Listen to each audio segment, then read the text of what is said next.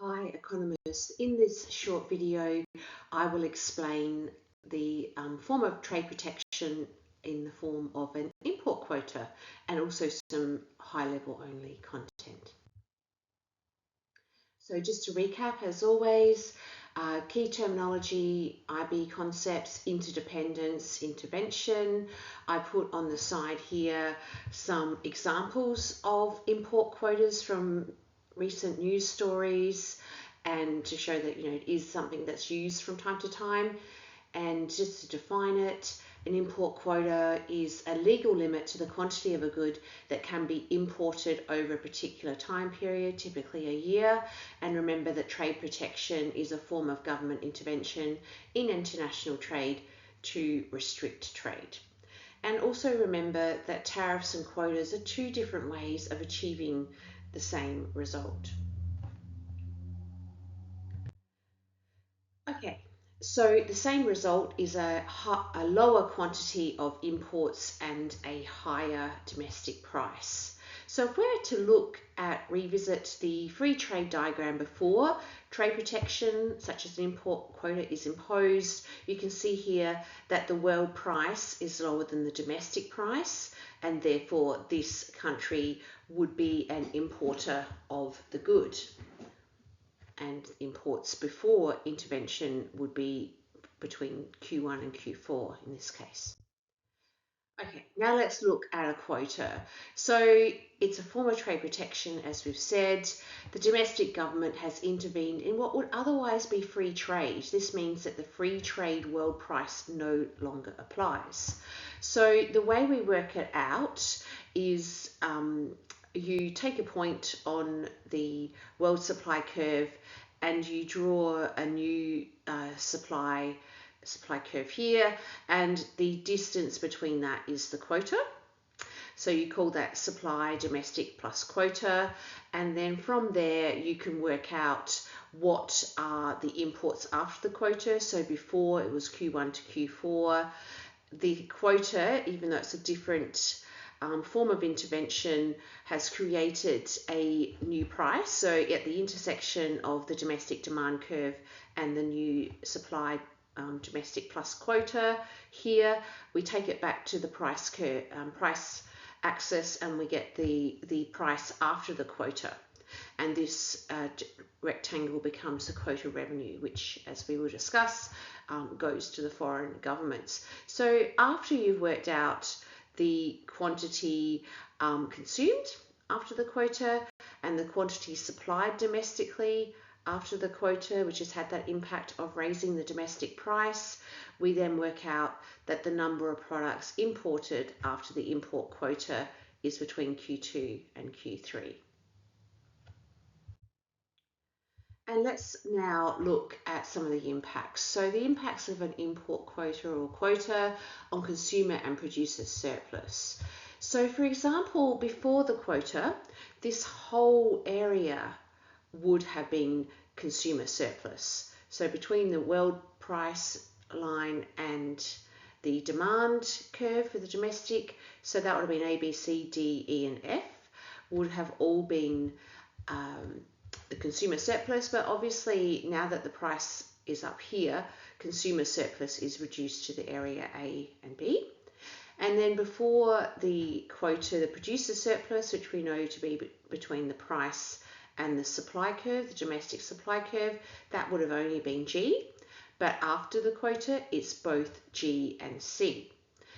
And so then we have two areas of welfare loss. We have area D, which is due to domestic production moving from Q1 to Q2. So we've created an inefficient level of domestic production.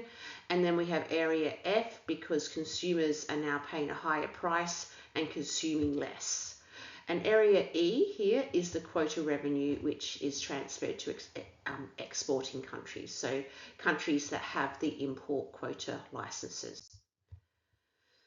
Winners and losers. So winners, domestic producers, are obviously better off.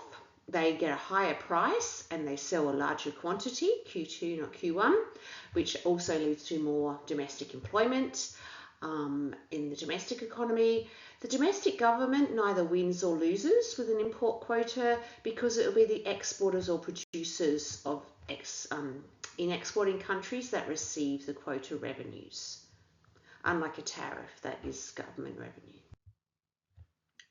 Okay, losers. So domestic consumers are obviously worse off. They pay a higher price and consume less at Q3, which also leads to a regressive effect that if your income is lower, the impact of a higher price is going to affect you more than people on higher levels of income.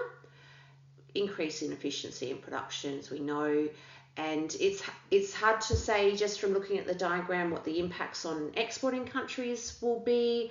They might be worse off or better off depending on what is larger, whether the loss of export revenues due to smaller quantities exported or the gain of quota revenues received through the import licenses. So you need some numbers to work that out. But we do have a global misallocation of resources. So we've shifted from more efficient foreign producers to inefficient domestic producers, which has created global misallocation of resources. Now, you can stop there if you don't want to watch the bits on the higher level calculations. So in higher level, you're given you're required to do some calculations, and they can be quite simple, such as I put numbers on this diagram so you can see. And so if you're asked what the import quota is, you can see from the numbers here it's 20 minus 10. That's the number of units that can be enter the country in the time period assigned. The price after the quota, here it's gone from the world price, which was 15, to the new price of 20. And then the quantity of imports and import expenditures. So imports have fallen from 20, so here we are 20 down to 10. And after the quota, so import expenditures before the quota, so they would have been $15 times by 20 million units. So that's 300 million, and then after the quota, it's 15, sorry, it's after the quota, we're only importing 10. So we're still using the world price to work out, because remember the quota revenue goes to the foreign government.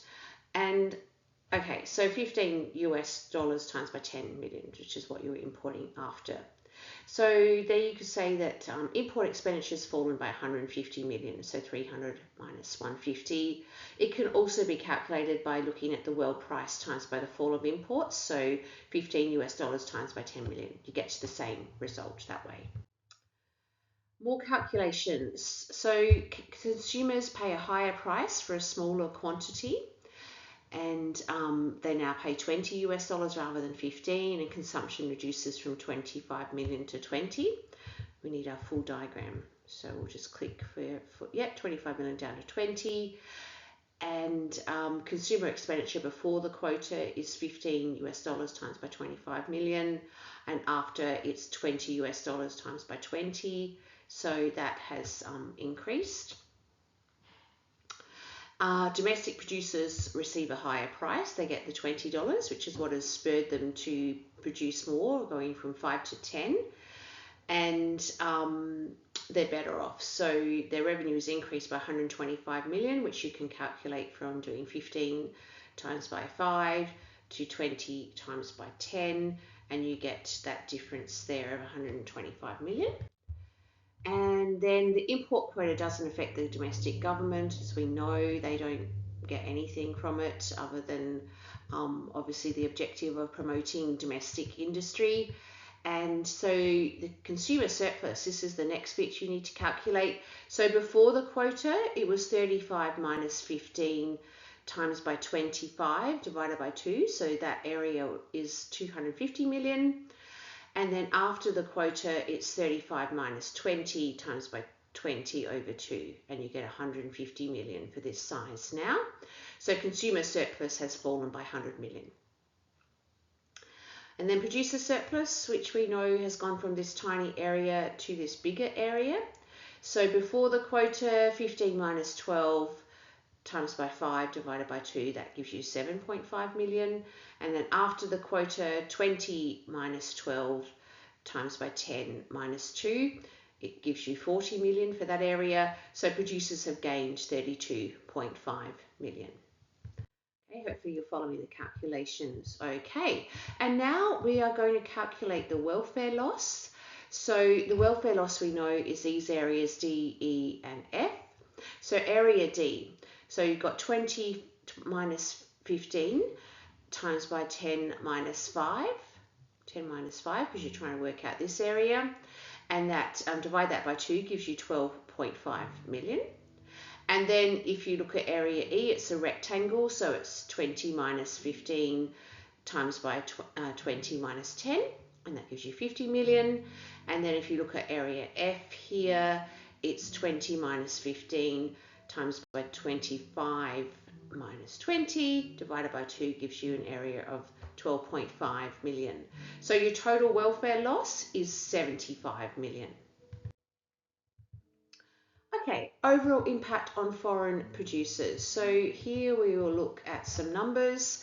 Loss of export revenues, so the fall of the 10 million times by 15, so the 150 million loss. Gain of quota revenues, which is the $5 times by 10 million. So the overall loss is 150 million minus the small gain of 50, so it's an overall loss of 100 million. So 150 minus 50. Okay, and just to finish off, here is an example of some exam type questions where you have to calculate what the impacts on a diagram before the removal of the quota, after the removal of the quota, draw a diagram with the quota, after the removal of the quota, so you have to be able to understand the diagrams and the change in consumer expenditure, domestic revenue, etc. And then, move on to studying what the economic benefits are. Okay, hopefully that was helpful. Thank you.